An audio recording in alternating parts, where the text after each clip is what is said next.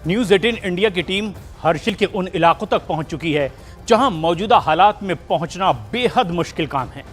अब आपको दीपक बिष्ट की एक रिपोर्ट दिखाते हैं हर्षिल के उस इलाके से जहां दूर दूर तक अब सड़क का नामो निशान तक नहीं बचा।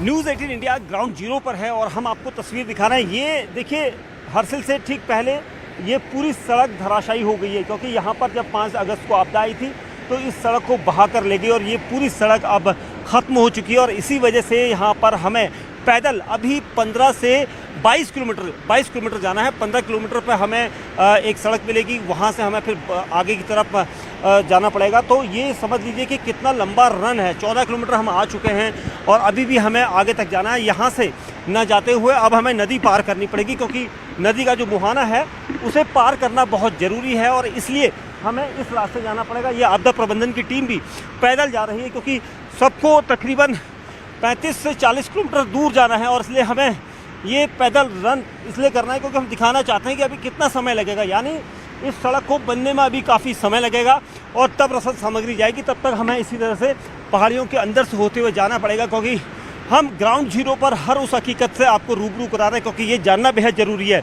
चाहते तो हम हेलीकॉप्टर से भी जा सकते थे, लेकिन हमने कोशिश की है कि कैसे यहाँ पर लोग अपना जीवन आगे का चलाएंगे, क्योंकि ऐसे हमें पहाड़ी से जाना पड़ेगा। और सबसे बड़ी समस्या यहाँ पर यही है, देखिए इस तरह के पत्थरों को पार करते हुए हमें आगे जाना होगा। ये कोई मामूली यहाँ पर रास्ता नहीं है, यहाँ से हमें इसी तरह से जाना पड़ेगा, क्योंकि सबसे महत्वपूर्ण पड़ाव हम लेंगे। लेकिन अभी हमें 15 से 22 किलोमीटर पैदल जाना है, इसलिए रुकना नहीं चाहते हैं। देखिए लोग भी आ रहे हैं यहाँ से और उनको रास्ता भी देना है, उनसे रास्ता भी लेना है। और ये पूरी जो नदी आपको दिखाई दे रही है राइट साइड में मेरे, ये यहाँ पर इसी तरह से आपको दिखाई देगी। और इसी तरह से हम जोखिम भरे इस रास्ते में इसलिए जा रहे हैं क्योंकि हम ये देखना चाहते हैं कि आखिर कितना लंबा रास्ता है। शुरुआत में हमें लग रहा था कि यहाँ पर सड़क जो है बनाने का काम होगा, लेकिन मुझे नहीं लगता है कि अभी यहाँ पर सड़क बनेगी, क्योंकि जिस तरह के हालात हैं। मैं अपने विजय नसीब सिंह से कहूँगा कि संभल कर आएँ, क्योंकि वो कैमरा भी ऑपरेट कर रहे हैं और बेहद ज़रूरी हो जाता है। मुझे लगा था कि आसानी से यहाँ पर सड़क बन जाएगी, लेकिन अभी ये सड़क बनना नामुमकिन के बराबर मुझे दिख रहा है। इसलिए क्योंकि देखिए, मैं इन बड़े बड़े पत्थरों को, शिलाखंड, ये बड़े बड़े बोल्डर जो ऊपर से गिरे हैं, उनके ऊपर चल कर आ रहा हूँ और इसीलिए अभी मुझे आगे और जाना है तकरीबन 22 किलोमीटर।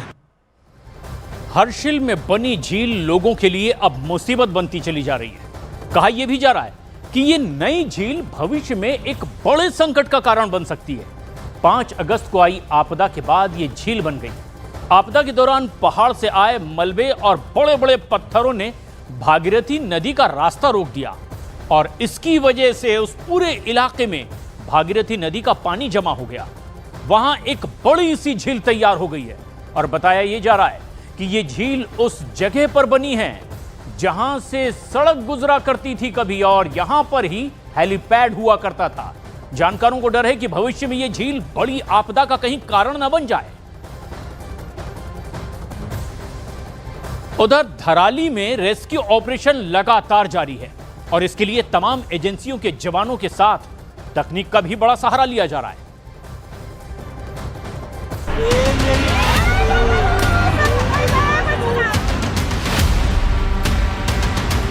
6 दिन बाद भी धराली की इस तबाही का मंजर आंखों के सामने से ओझल नहीं हुआ है। पानी की एक तेज धारा आई और धराली की जमीन पर बसे इन घरों को तिनके की तरह तितर बितर कर गई। इस त्रासदी में जो बच गया वो आज खुद को खुश नसीब मान रहा है।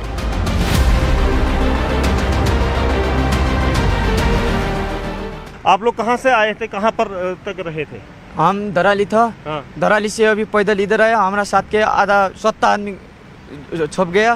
कितने लोग थे? 17। 17? हाँ। कहाँ पर काम कर रहे थे? वहीं पे काम कर रहा था, गांव में काम कर रहा था, कोमरा था बाजार में। हाँ। जैसे ऊपर से बाढ़ आ गया, हम तो भाग गया, तो हमारा साथ का 17 आदमी मर गया था। कैसा हुआ था उस दिन, क्या कर रहे थे दिन में आप? दिन में हमने बारिश आया था, हम कोमरा के अंदर बैठ के खाना खाने का टाइम हो गया था 12 बजे।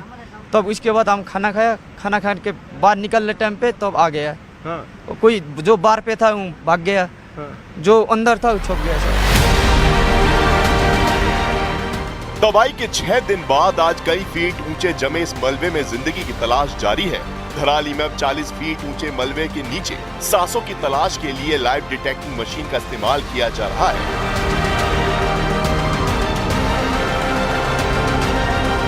थर्मल कैमरों से मलबे की स्कैनिंग हो रही है। ड्रोन कैमरों से हर हलचल पर नजर रखी जा रही है।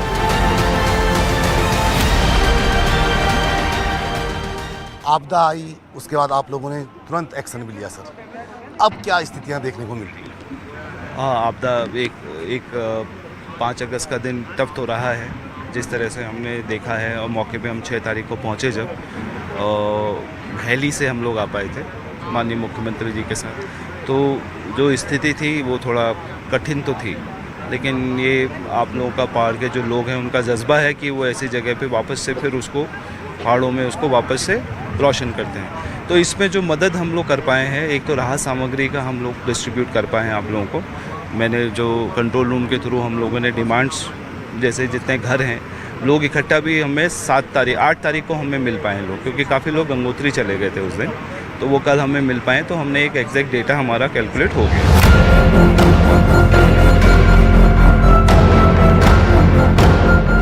राहत और बचाव के काम के साथ साथ सेना ने धराली में मेडिकल कैंप भी लगाया है, जहां इस आपदा में प्रभावित लोगों को फर्स्ट एड दिया जा रहा है। मामला गंभीर होने पर उन्हें एयरलिफ्ट करके देहरादून भेजा जा रहा है। आर्मी विंग यहाँ पे पूरा ये फैसिलिटी तैयार दे रही है। यहाँ पे हर प्रकार की इनके पास छोटी मोटी जो दवाएं हैं, और कुछ भी अगर ज़्यादा प्रॉब्लम हो रही तो उन्हें हायर सेंटर भी यहाँ से भेजा जा रहा है। हमारे साथ आर्मी के ही लोग हैं जिनसे बातचीत कर लेते हैं। सर, क्या कुछ आप लोग यहाँ पे फैसिलिटी दे रहे हैं? किस तरीके से आप लोग यहाँ पे जो आ रहे हैं लोग उनको? बिल्कुल जी, हम जिस दिन इंसिडेंट हुआ था उसके अगले दिन यहाँ पे हेप्टर में पहुँच गए, क्योंकि रोड कट ऑफ था तो हेप्टर में आए इधर। तो यहाँ आके तुरंत हमने MAP हम बोलते हैं, जो मेडिकल एड पोस्ट है, जिसका मतलब जो पेशेंट्स आ रहे हैं जिनका बेसिक मेडिकल सपोर्ट देते हैं, उसके अलावा हम इमरजेंसी पेशेंट भी देखने के लिए सारे इक्विपमेंट्स लेके आए हैं, जिसमें इंटुबेशन करने का भी और ऑक्सीजन सपोर्ट भी। तो ये मुकुआ में हमने इसलिए लगाया, जो ये सेंटर लोकेशन है, गंगोत्री से यात्री को लेके आ रहे हैं दराली तक, वो पैदल आ रहे हैं, तो वहां से टायर्ड हो जाते हैं। वहां से अर्सिल भेजने तक जिनको मेडिकल सपोर्ट चाहिए वो हम दे रहे हैं यहाँ। उत्तरकाशी में एक भयानक प्राकृतिक आपदा, और अब रेस्क्यू ऑपरेशन में सेना से लेकर के NDRF और SDRF के जवान भी युद्ध स्तर पर जुटे हुए हैं। तमाम तरीके अपनाए जा रहे हैं ताकि जल्द से जल्द इस इलाके में जिंदगी वापस पटरी पर लौट सके। हमने स्टडी की है पुराना वाला फोटो और नया वाला वीडियो, फोटो वीडियो दोनों का मिलान करके। तो उस समय जिस समय फर्स्ट थ्रेट आया था, उस समय जो यहाँ पे होटल था, होटल जब कोलैप्स हो रहा था तो उसके आगे से कुछ लोग भागते हुए नज़र आ रहे थे, जो उस थ्रेट और उस होटल के डैमेज होने पर उसके नीचे दबे होने की संभावना है। सीन साइज अप कर लिया है और असेसमेंट लेकर के हम यहाँ पर डिगिंग कर रहे हैं। सर्च ऑपरेशन चालू है, और पल्ली तरफ, नाले के पल्ली तरफ जो टीम लगा रखी है वो भी जो है सर्च ऑपरेशन कर रही है। तो वहाँ पे कैडबर डॉग ने सर्च करने के बाद, और जो वहाँ पे फैमिली आई हुई है उनका कहना है कि एक फैमिली यहाँ इसके नीचे दबी हुई हो सकती है, उसकी संभावना बता रहे हैं वो। उसके हिसाब से हमने वहाँ पर एक टीम को डिप्लॉय करके वो अपना डिगिंग और सर्चिंग की कार्रवाई। स्टेट गवर्नमेंट और बाकी अदर एजेंसीज जितनी हैं यहाँ पे 5 तारीख से लगातार काम कर रही हैं रेस्क्यू और रिलीफ ऑपरेशंस के लिए। अभी आज के दिन में हमारा फोकस है जो लोग गांव के दब गए हैं, इसमें जो क्लाउड बर्स्ट हुआ है उसमें उनको खोजने की। आपके पीछे भी आप देख रहे हैं कि रेडार का इस्तेमाल किया जा रहा है, और डॉग्स और डिगिंग पार्टीज जहां पे रेडार और डॉग इंडिकेट करते हैं वहां पे खोद के उनको निकालने की कोशिश कर रहे हैं। ग्राउंड पेनिट्रेटिंग रेडार है जो कि ज़मीन में दबी हुए कोई इंसान हो या कोई इलेक्ट्रॉनिक हो या कोई मेटल पार्ट हो उसको पहचानता है, और इसकी मदद से हमें एक अंदाज़ा मिलता है कि हम कहाँ पे अपना रेस्क्यू का एफर्ट फोकस करें।